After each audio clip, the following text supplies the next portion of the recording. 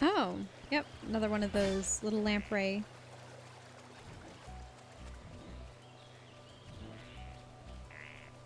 So there are these crystals protruding out of the earth. Yep.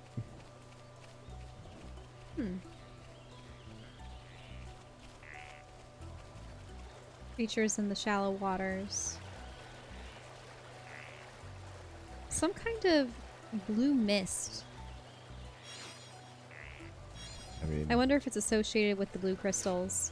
even in death, this thing endlessly farts. Blue gear shards. There's something up in the tree. Yep. A bird. Coppice quadwing. Quad wing. Yep, it does have 4 wings. Looks like a kind of weird, fat, angry owl beast. It's not even using the lower 2 wings. Yeah.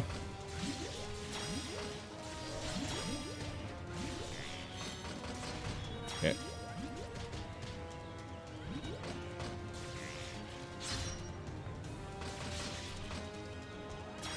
Let's see.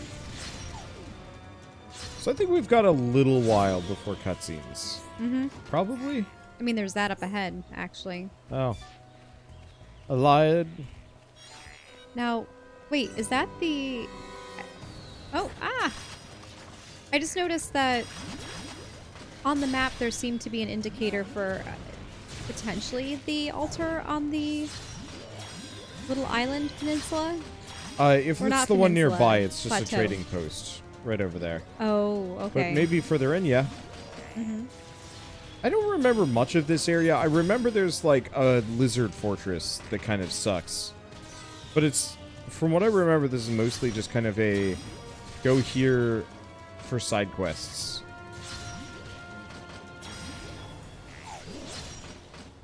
You're level 28 and it's still taking a while to whittle these down. Yeah, that's generally true of monsters in Xenoblade. It takes a while before you can just start like truly mowing things down. Mm-hmm. We were doing it a little bit yesterday. Like, a 10 level advantage really makes a difference. Also, have not replaced a lot of my equipment in a while. Everyone, look. It's a group of Nopon. Ah, some Nopon merchants. What do you think they're up to? They must be here for a reason. Let's go and ask them. Good idea.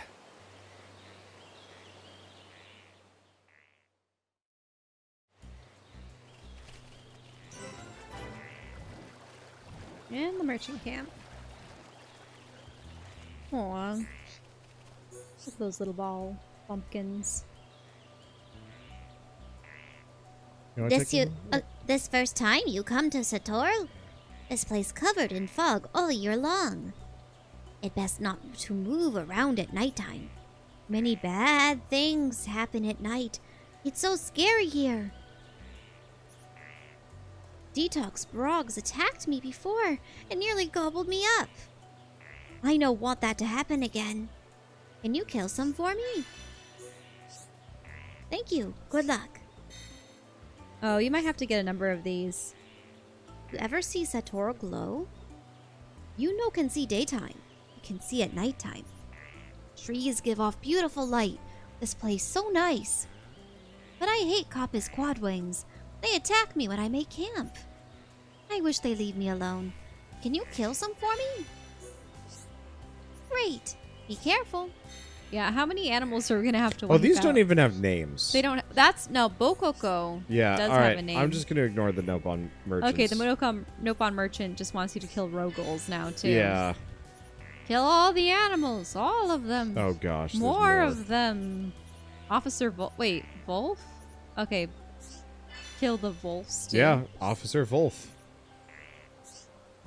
Okay, now talk with Bokoko. Somebody help! Bokoko need help!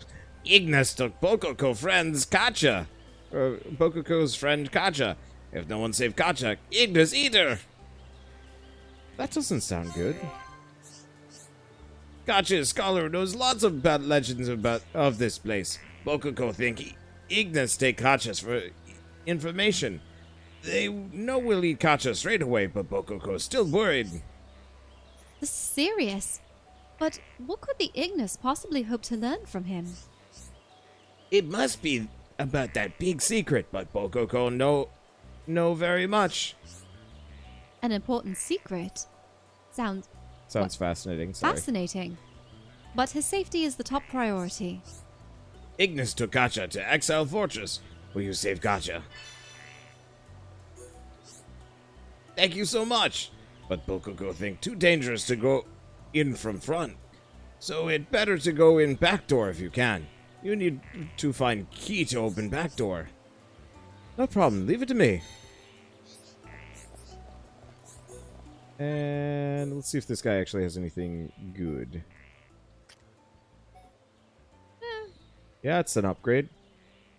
I might already have it, though. I should double check.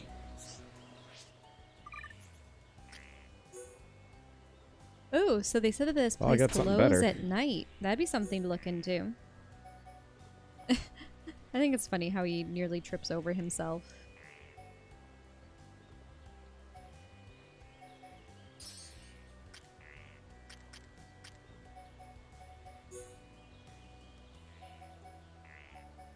His ether defense is garbage.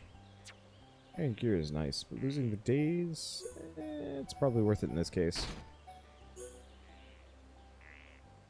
Empress Plate is a lot of physical, but it hurts his ether pretty bad. I hate managing inventories. Oh, so they have another one of the Arduns? Yep. Yeah, well, they use them as pack animals. Mm-hmm. Maybe only the little ones, though. Not when they're full adults.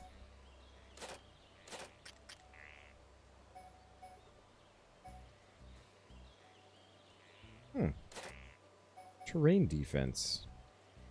The Aqua Top.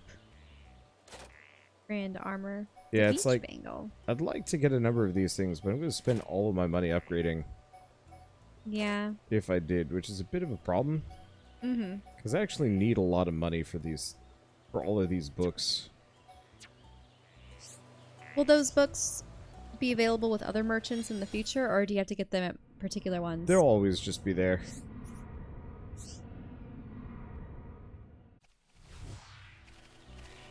Bull Rock. What does that even mean? I don't know. Well, there's a quad ring. Didn't Yeah. take very long. So I'm not going to go out of my way. Whoops. Uh-oh. Heard the wrath of the nebula. And those suckers kind of take a while to kill. We might just run away from it. Maybe.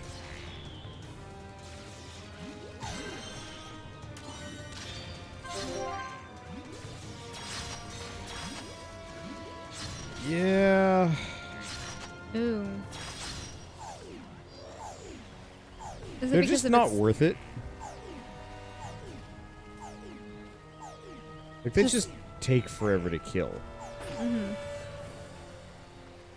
Okay, there we go.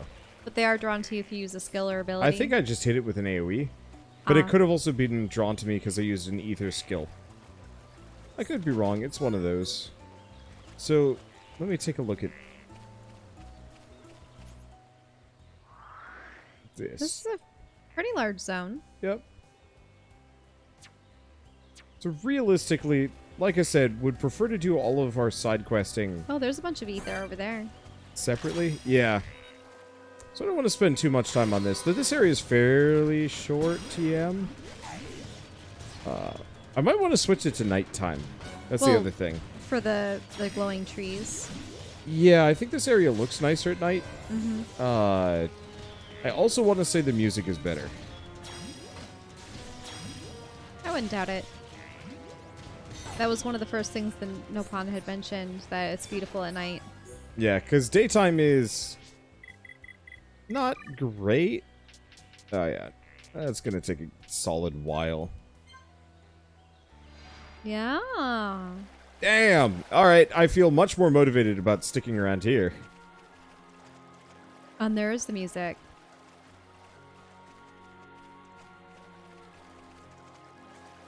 You are welcome.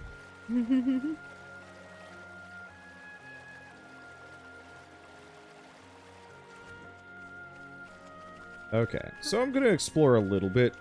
That's alright. I'm just enjoying the music. I'm just really afraid we're going to have another, like, 4-hour super side quests session. Because I could honestly pass on that sort of thing in the future. So it seems like, yeah, there's a lot of this glowing miasma. Wait, what manner of creature is that? Green Ferris. It's not aggressive, though.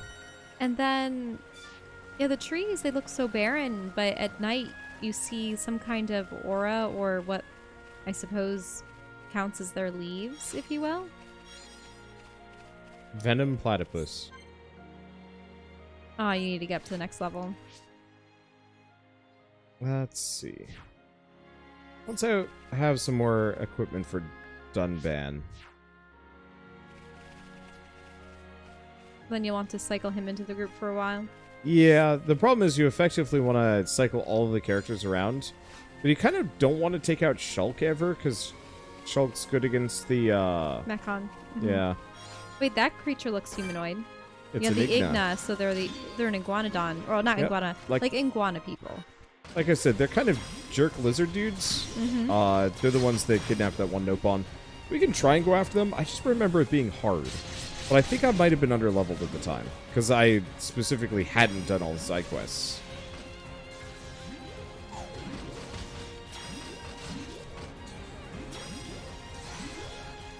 But yeah, I think this has to be one of the biggest dichotomies in, like, the game's art style. This zone specifically. Where, like, the daytime just looks like ass. Well, I would imagine it being like, you know how there's bioluminescence in, say, Celadon or other forest zones at night, but you don't see it during the day? Yeah. I think it's akin to that. It does always make me sad that bioluminescence is not a thing. Well, it is a thing. It is, but it's not very rare. common. Yeah. Like, how rad would it be if, like, certain trees just straight up glowed at night for some reason? Mm-hmm. Huh. Oh, there it is. Oh, but that's a poisonous bog. I was super confused. Just like, wait, poison swamp, why am I not taking damage? Oh, never mind. There it is. He's got a glowing ass.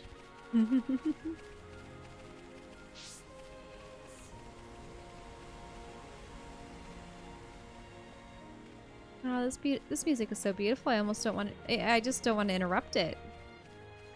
It's pretty good. Just calming. I will routinely turn on the Xenoblade soundtracks just to listen to them. Why don't you when we're sitting in bed I writing do. or something? Sometimes Okay. you say don't. Because some of the songs are a little bit aggressive. Oh, yeah. So Battle music. I will admit, Xenoblade Chronicles X probably has the most wackadoo soundtrack. I would like to create a long playlist of music to paint to, like for working, when I'm working on my own. That's just a lot of video game soundtracks, but only the most calming, beautiful music of the bunch. So your heart-to-heart spoilers. I would say so, yeah.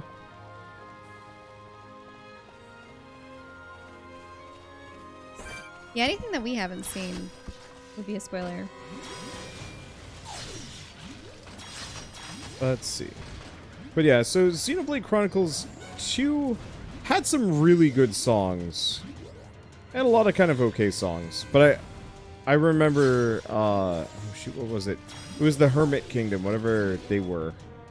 The ones that hid beneath the Cloud Sea. They had 2 really good choral songs Ah. that were amazing.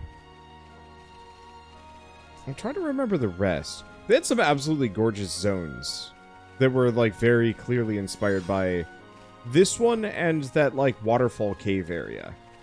Mm-hmm. Like, it's interesting seeing them kind of recycle some of their own ideas in a really good manner.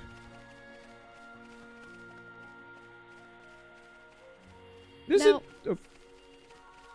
what were our objectives? We had to just We're just kill a crossing. lot of things, but Or do you mean quest-wise? oh, you wanted to do those off stream though. Sort of. This area is pretty small, so I don't mind doing some of the side quests here. Oh, the dark swamp. But this is you're gonna accrue some damage though, aren't you? A little bit.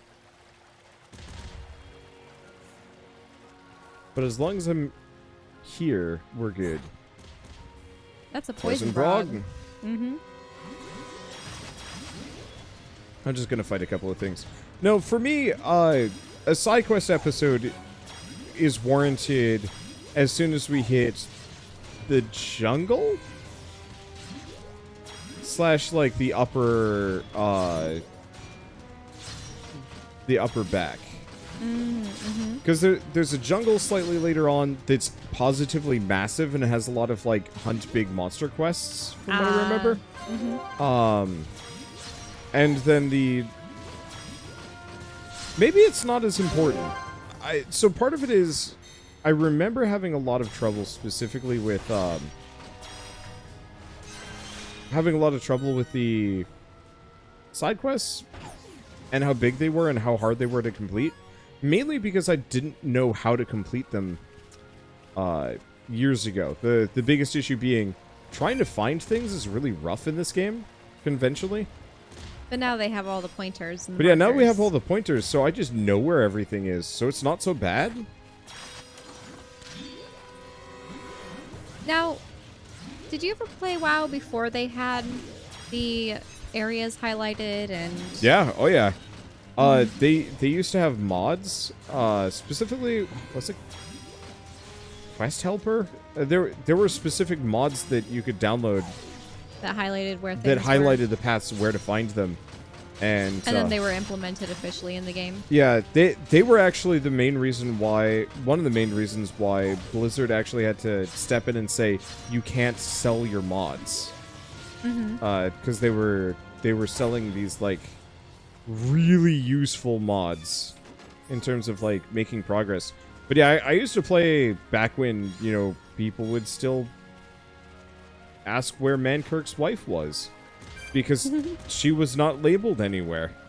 And she was kind of hard to find. She wasn't terrible. But it was just one of those where you really had to go, like, out of your way. I do wonder what things were like with the old school MMOs and EverQuest and such, where you really did have to pay attention to the quest dialogue and the lore, and they would point out landmarks and such, but you wouldn't realize that you were within the vicinity of the landmark that you required until you came upon it and went, oh yeah, that's it. That must be the odd-shaped stone that they meant, or one thing or another. I think there was a novelty to it. But sometimes I feel like when there are objectives clearly laid out for you, that you kind of just, your eyes glaze over and you start looking at the mini-map and following that, as opposed to enjoying what's actually in the game. Ooh, the shining pond. Yep. Pretty. So, from my perspective, it was fun doing quests and stuff. Wow. Yeah, you that's shallow water. Yeah, but I was also just kind of surprised by the fact that I just, like, turbo sailed down at high speeds. Maybe Like- it's the weight of your armor. You know, might be it. I know, I wouldn't be surprised if we, Even though that's not how gravity works. But you need to heal Well, up. Don't we're stand in the doomed. water. Oh, it was a level 84. Yeah, got hella pissed off. Oh. Well, it's fine. Anywho, so there was a charm to it. At the same time, my biggest issues were kind of twofold. Like, I really enjoyed the exploration, but it wasn't worth it most of the time. Specifically back in the day I remember racing one of my friends. Mm-hmm. We were both playing... I was playing a rogue. He was playing a paladin. Mm-hmm. I was doing every quest. He just drew as many monsters his level as possible and killed them all. If I'm not mistaken, he outleveled me really fast and we played just about the same amount of time. But also, as a rogue, you were far squishier, and you would have had to have used But I killed stealth. things a lot faster. It was kind of a mix. Truly, yes, I did have the disadvantage there. But it was kind of one of those where it's like... I loved the idea of the questing and the exploration, but it was kind of a mix of, like, almost none of the quests actually felt like they were worth it. You know, it was like, okay, you need to go find blah blah blah in blah blah place. But there was no payoff for it. It didn't feel interesting. If that makes any sense. And so, like, I would gladly play Oh, this is a much smaller one. I'm gonna get out of the poison though. I would gladly play a game. Well, I mean, let's go with Breath of the Wild is actually kind of a good example. Where the guys, Legend of Zelda games usually don't There we go. have... they don't have quest Markers. markers or anything labeled, which I think is good.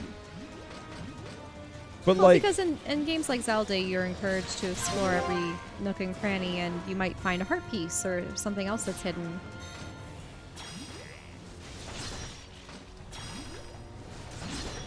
oh, I didn't actually break it. Whatever.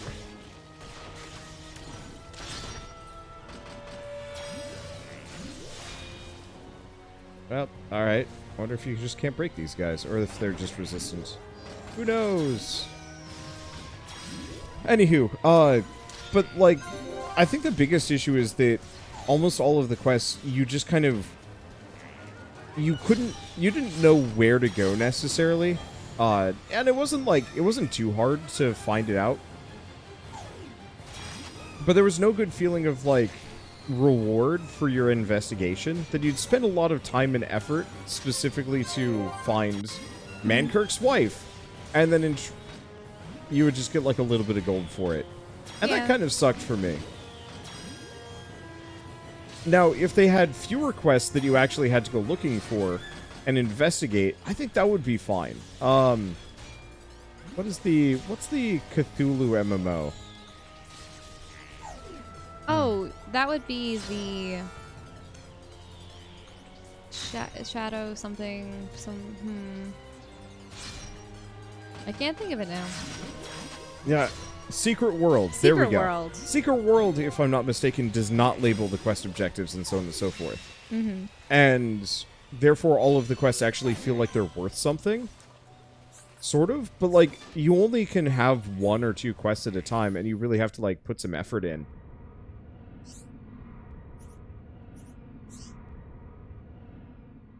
But then again, that game is also about puzzles and other mysteries. You're not just exclusively killing things. Yeah, but I think if you're going to force characters and players to go out of their way to find stuff, you have to make it worth it. You can't just have it be like a regular quest. Cookie. Oh, cookie. So, like... Oh, way to just taunt poor Bash there. Eh? Bash is like, I want snacks, and you're like, give me cookie. I Me. didn't think that. It's just that I know I can't keep scarfing down the goldfish, so... Uh-oh. Oh, no, that's fine. But, like, from my perspective, I feel like I would actually enjoy a lot more MMOs if the quests were more just kind of like, the dynamic events from Guild Wars. I like the dynamic events in Guild Wars. Where the actual quests are very few and far between. And mostly just like, most of the quests are just like, kill X, but no one asks you to do so. They're just kind of there and labeled as such. this might be really hard. Well, time to find out. Oh, he is immune. Good stuff. Yeah, it's kind of like a fulfillment that goes towards the heart. Well, actually, that's what they are. They're hearts. Let's find more hearts. Remember? Mm-hmm.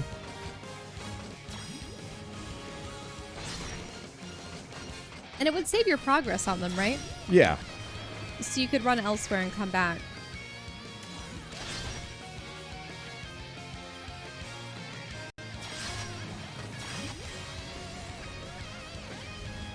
I thought the cow races were fun.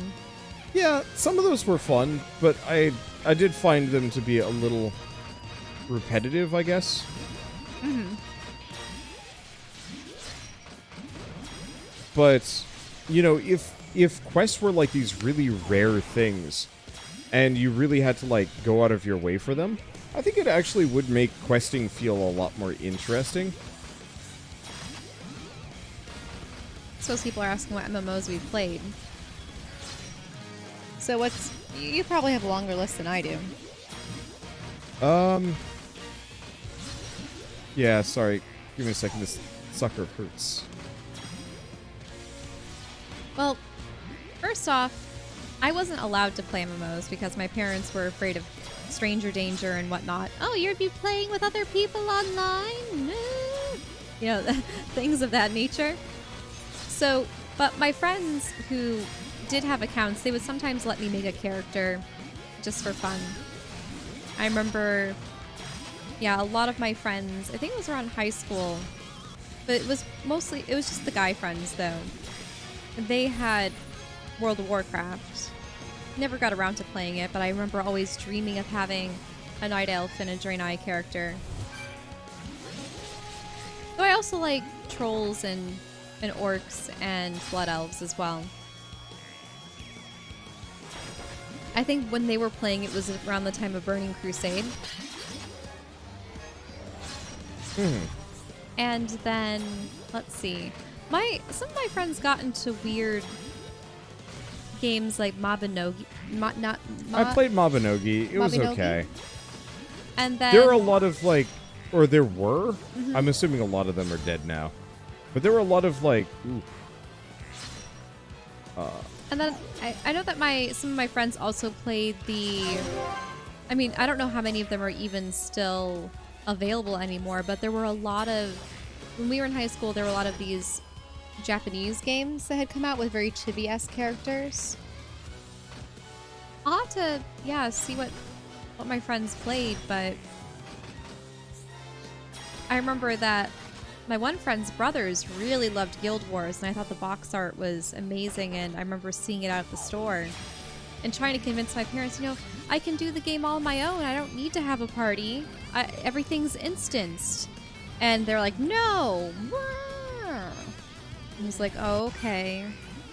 Because Guild Wars 1 was one of those games where you would kind of queue in to the open world and quests, and only the towns would be the hubs where you could meet other people. But if you wanted to, you could play the entire game on your own, right? And they made it even easier because you could hire henchmen, or by the third game, you had a cast of characters that you could bring around with you. Yep. As your Nightfall added members. heroes, which were kind of incredible for fixing a lot of the balance issues with the game and the slowly flagging player base. Mm-hmm. People are saying, yeah, instance loot. Oh, this wasn't just instance loot. This was instance. Like, yeah, it was organized kind of like the Diablo lobby system. Mm-hmm. So when you actually went out on your quests, if you didn't have anyone in your party that was a human, you could hire these henchmen and have your heroes with you. And they were customizable to an extent. But you didn't have to play with the soul if you didn't want to. Yeah. But yeah, I had always wanted it. And what was cool about Guild Wars 1 was they had 3 different boxes with 2 of the classes on each box. Yep. I thought those boxes were really pretty. Guild Wars 1 was And like one of my favorite games. Still kind of is. Well, you could mix classes. You can mix classes. That helped. I feel like I feel like Grim Dawn does a better job of mixing classes and having it be meaningful. I did find, like, whatever your primary class really had maybe too much of a, Well, it determined how you looked. It determined how you look, but it also determined your, like, energy, and, like, certain armor things. So, like, it was really difficult to be a melee elementalist because of your lack of armor.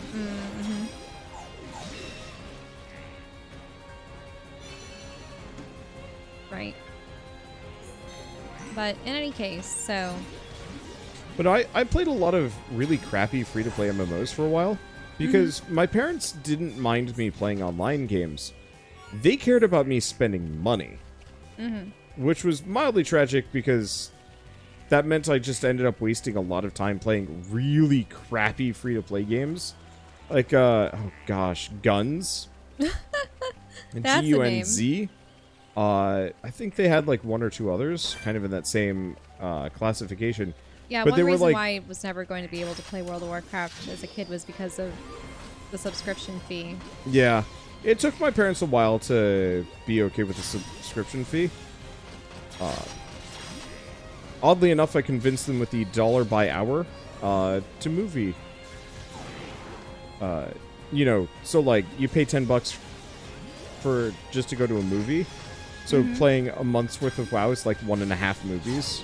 Oh, I know. But I get a lot more time out of it. My parents, they caved on that one. I used to play a lot of RuneScape, which I think also helped because they knew I had outgrown RuneScape, but like online games weren't that bad. Well, didn't you and your brother also make a lot of money off of yeah. RuneScape and Guild Wars and I'm such? sure by nowadays standards we're not that wealthy, but right before we quit, we loaded up on as many ultra rare like collectible items so that the inevitable interest and you know, slow inflation of, you know, worth, I guess. So you were gaming the in-game economy. Well, I mean, it's like buying a... It was like when you bought a ton of gems at the very beginning of Guild Wars 2. Yep. Oh, it's... Oh, no, I should probably leave it daytime for a little while. But yeah, that's not that's not an unfair assessment. Oh, there's something on that shrine up there. But yeah, I did that because I knew the value would go sky high and it would be worthwhile. Problem is, like, I just have no compunction to play RuneScape. Well, it's a very ugly game too, isn't it? RuneScape? Yeah. It earned air runes and made money off of them. My brother and I were the first guys to find a certain NPC in the world that sold air runes. And they'd sell hundreds of them at a lower cost than what people were selling them for. So, like, I think air runes went for... Gosh, I don't even remember. It was you used air runes to teleport... Or, no. It was law runes. It was not air runes. But so you used law runes to teleport around, which meant they always had value. Because people needed them constantly. And they were used for, like, several other things. But effectively, people had, you know, had a consistent need for them, so you wouldn't just, like, have the price slowly go down. Because making them sucked, earning them through combat sucked, and you couldn't buy them anywhere except for this, like, butt-end elf town that only members had access to. And so my brother and I spent a weekend buying hundreds of these, thousands of these. Because you could hop from server to server. Oh. Just... and clear the NPC out, and then rinse repeat, like, a bunch of times. And so we found that, gosh, I think we made, like, upwards of 100 million gold, which at the time was, like, stupid money. Which is how we made all of our wealth, and then we just stopped. So that was a game where it didn't translate into real money, like other No. games do. I think you could... There were, you know, the illicit money sellers. Yeah, and all that stuff. But we... Well, so, I will fully admit, we bought into that a little bit. We didn't buy any gold, but we sold a butt ton to other kids in our school. So my brother made hundreds of dollars from stuff like this. I made less. This is brog livers. Yeah, Ew. Okay. Yeah, and so the first MMOs I ever played were with Wander. It was Guild Wars 1 and World of Warcraft and then Guild Wars 2. And then we tried other ones. We've tried Terra. I liked the aesthetic for the races in Terra from the guy's perspective, but I think from the lady's perspective it was a little, Yeah. It's interesting. I usually don't play the very large brawny races, but I actually rather liked the female version of the large brawny race in that one. Because they were the furthest from human that you could pretty much get. Whereas everyone else was just there what's the, ooh. Oh, this is the altar? Oh, but there's nothing else to it? Rainbow Radiant, which is for a quest for someone at some point. Oh, okay. But, and as interesting as Terra was, it just came off as too much of a Korean RPG aesthetic. I think the biggest issue is the environments were real boring. You know, so it's like, I'm this cool hero guy, and like, the initial quest was really cool. It was this like, kind of post-apocalyptic burning area, and then you get out of that, and it's just like, welcome to boring forest town, and I'm like, oh. I will probably want to play Terra 2 when that comes out, though. Wait, there is a Terra 2? Yeah, they're working on a second one. Oh. An MMO you wish you had gotten the chance to play was Wildstar. Yeah, so I was really hyped for Wildstar because it was being developed by a lot of ex-World of Warcraft people, developers, I should say. And the art style was just amazing. I loved the quirkiness of it and the colors, and it was goofy, and the trailers that they had were really charming for it. And yeah, they were bringing back factions, and yes, they were going to have a lot of very similar mechanics to World of Warcraft, but it was going to be sci-fi. I was like, neat. You know, how often do you get to have, you know, a robotic race and a number of aliens and such to play as? And the classes were interesting, and it was more of like an action combat. It had slightly more movement. It's actually very and similar to what positioning. this is. Yeah. But so at the time, Wander and I were living with our respective parents, and I was using an older laptop. So unfortunately, when the game actually came out and we were playing the beta, it was too slow for me. And that was unfortunate. And also, whenever you play something close to launch or at launch, it's always hacked and buggy and slow. Yep. And also, didn't it have a subscription fee for a while? It did. So I decided to wait until it went Free to play to potentially start playing again. But by that point, the writing was kind of on the wall, and we tried like streaming or recording it, but it got miserably low views. And once again with I don't know. I would have loved to have been able to play more of it on my own, and then it was about 2 or some years later, and then we got news that it was closing down. I really wish that when a game like that closes down, yeah, when MMOs shut down, they absolutely should just sell like a server. Yeah, just have a server for that's never updated, never maintained, but just there so people can play through the plot. I don't know. Have we tried Secret World Legends yet? Nope. So, big issue with a lot of these is just MMOs are extremely time consuming. So, if I ever find out that they're like going to shut down or something like that, I might try and put some time in. Actually, playing an MMO would be very similar to this. Yeah. It would be, except for this has an ending.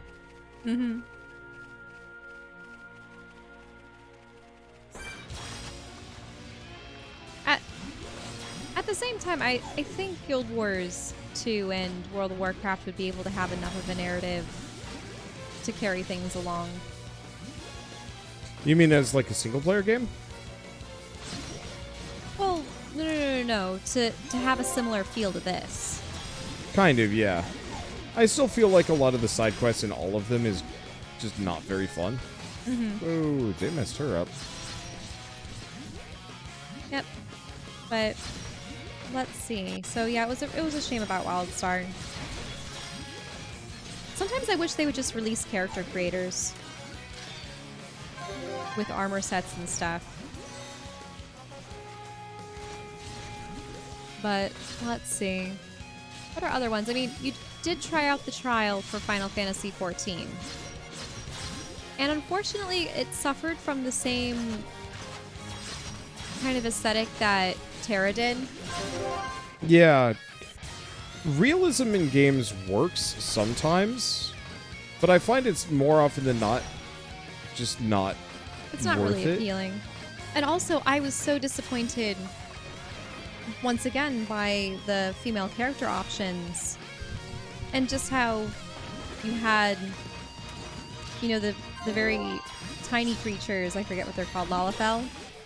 You had the humans, you had the elves, which had really bizarre proportions, as I recall.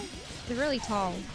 And then you have cat girls, you have dragon girls, and you would think, oh, you know, dragon girls, awesome. You'll have, you know, scales and horns and a tail and such, but they look way too human. The guys look cool, but the girls look so fragile and their toes are pointed inwards and such, and it's just disappointing. It's pandering to the waifu crowd. I know, but it's... and for me, what determines whether or not I like a character race in games is how they carry themselves, and if they're going to be, like, shy and, like, I'm like, well, this is not a character who's a warrior. But also, I do prefer to be something other than human, and too many of the races looked human. And yeah, they've added the Viera, but those are tall bunny girls. Yep. Yeah, the thing that killed Wildstar wasn't the gameplay, it was the content focus and high difficulty endgame. It was a lot of things. They made the mistake of trying to go toe-to-toe with World of Warcraft. Well, they were right as World of Warcraft was doing still relatively well, but people were burning out.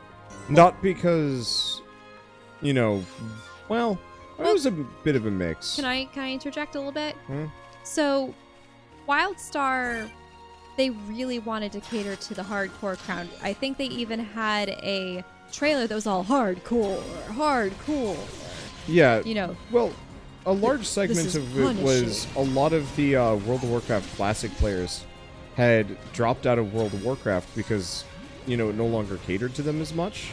True. I mean, I suppose they could get into raiding and The problem is other content like that, but World of Warcraft was trying to appeal to a more casual crowd, and they've streamlined a lot of processes and spells and a bunch of other things to accommodate. It's also one of those where any and every online game needs to have an influx of new players constantly, otherwise it'll inevitably die. And the problem is when you only cater to... My nose is so itchy. When you only cater to the hardcore crowd, it pushes out the whole casual crowd, who generally end up making the lion's share of the population, which, you know... I would consider myself a casual MMO player. Yeah. I like to pick it up, put it down if I want to. I actually really enjoy doing quests out in the world and exploring and maybe collecting things, customizing my character, but I don't typically group up with other people, and I do not really participate in endgame raid content. That would require me reaching out and joining a guild or something. And there absolutely is like a market for that sort of thing, and people absolutely love to do that kind of stuff. The problem is, like, if you're only catering to that group primarily by making everything hardcore to the You're gonna mega, discourage people. you only end up having those people by the end, and since you don't have casual players to like slowly raise up until they are able to, you know, play along, then everybody's just like, all right, well, I'm just gonna go play the other more fun games. and it just killed things off. They also kept trying to, like, fix the game, but the problem is, like, when trying to fix and rebalance things, if you don't have a good idea and vision of how it should be balanced and fine-tuned, you end up just listening to the loudest and angriest groups, which actually doesn't work. So effectively what they were trying to do is retune the game to the point where it would actually be, like, good enough for people. Okay, Reckless Godwin. Round 3. Well, I've heard of Arcade, but unfortunately it doesn't have the... Oop, sorry. I don't know if anyone can hear me. Wait, oh, is this the... Oh, we're lucky. Looks like the main iguana isn't coming towards either boss. Yeah. This is going to be pretty hard to begin with, though. Yeah, I've heard of Arcade.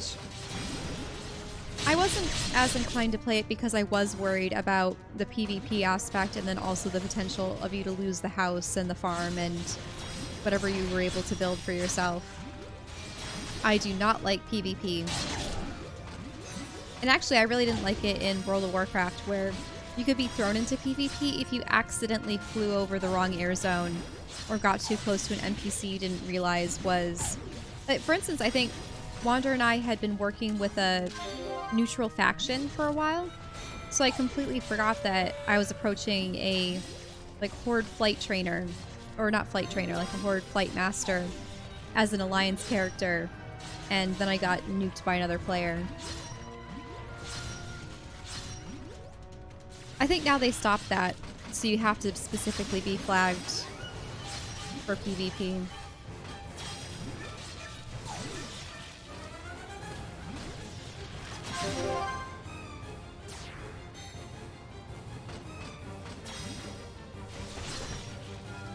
But yeah, one way or another, absolutely disinterested in almost any MMO. One of the biggest issues from my perspective is just most MMOs are meant to be played as, like, one of your only games.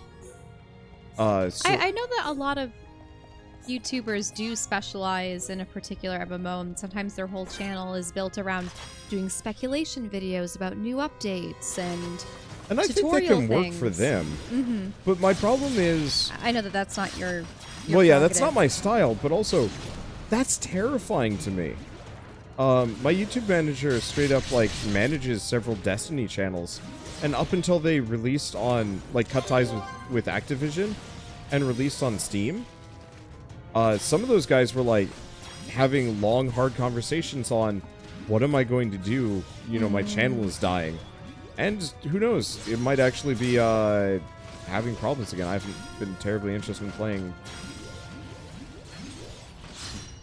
Destiny since, admittedly. I think it's still a great game, and Destiny, of course we should have mentioned Destiny when it comes to MMOs. I would probably argue that Destiny is probably one of the better MMOs I've ever played as far as respecting my time goes.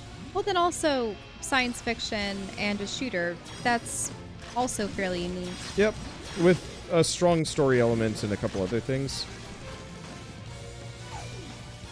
I suppose you should also mention Warframe. Yep, I played a buttload of Warframe.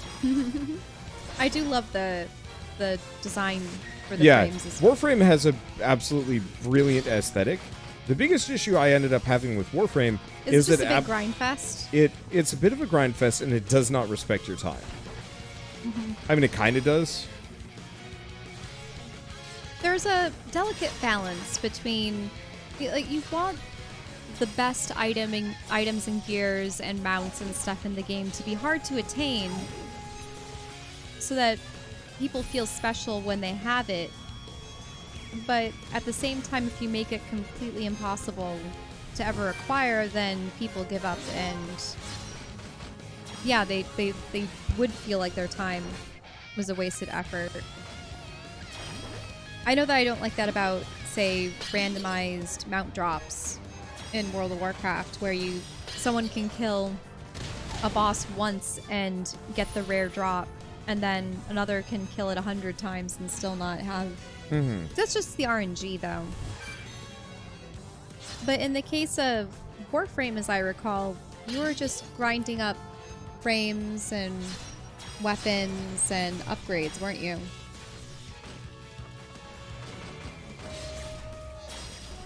Wander is lost sorry, in thought. this guy is Reckless really Godwin. hard. Yep. I mentioned round whatever. I don't know if I've ever beaten this guy in the first try. Come on, you can do it. Okay, she needs to be healed. Actually, everyone does.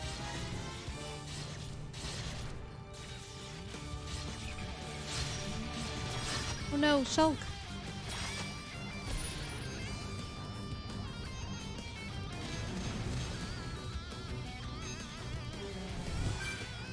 So he'd get killed there. I noticed that all of your gauges aren't increasing. There you go.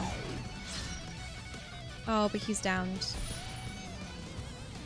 Yeah, he actually just killed me. He does thousands of damage. We're slightly under-leveled for this fight. Mm-hmm.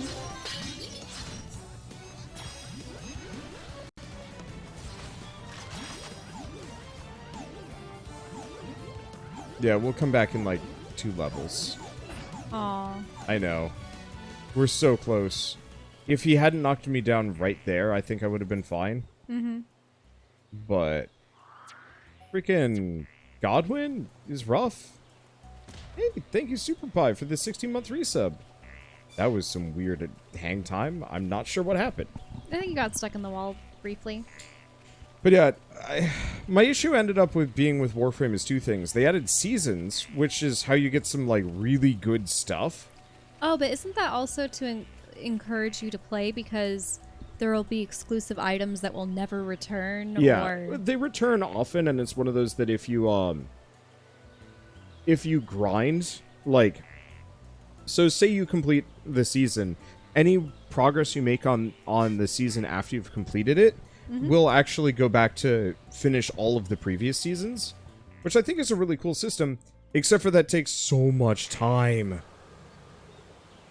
This lamp, it has a very strange glow. It's a remnant of the High Intia. They've hidden themselves away in the upper reaches now. But at one time, they controlled this whole area. Good for them. It's the perfect place to get some shut-eye. The lamp will keep the monsters away. We'll be safe if we rest here.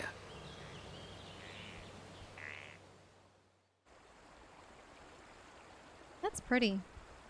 Mm-hmm.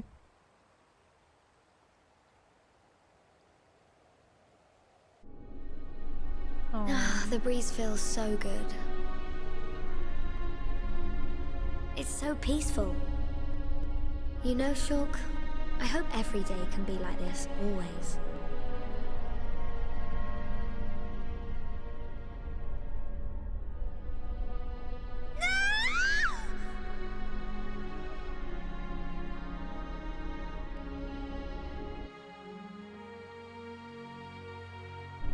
You will pay for what you've done!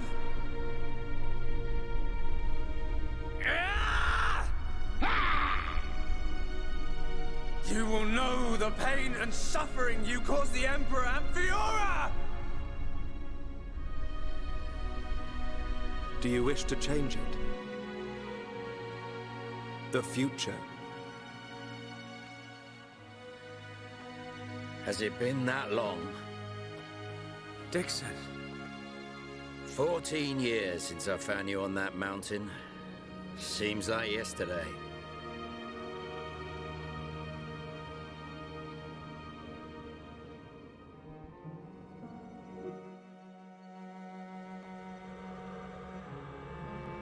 I owe it all to you.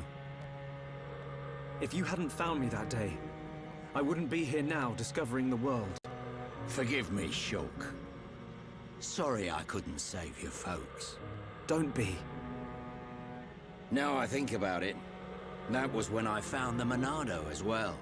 This might be crazy talk, but maybe you and the Monado are part of some higher plan. I don't remember much at all. But I know that my mum and dad left me it. The Monado was their final gift to me. At least, that's how I used to think of it. That's why I want to discover its true power and help defeat the Mechon. But so far, I've just been creating piles of Mechon scrap. So you don't just want to study it in a lab after all? This sword... There must be some way.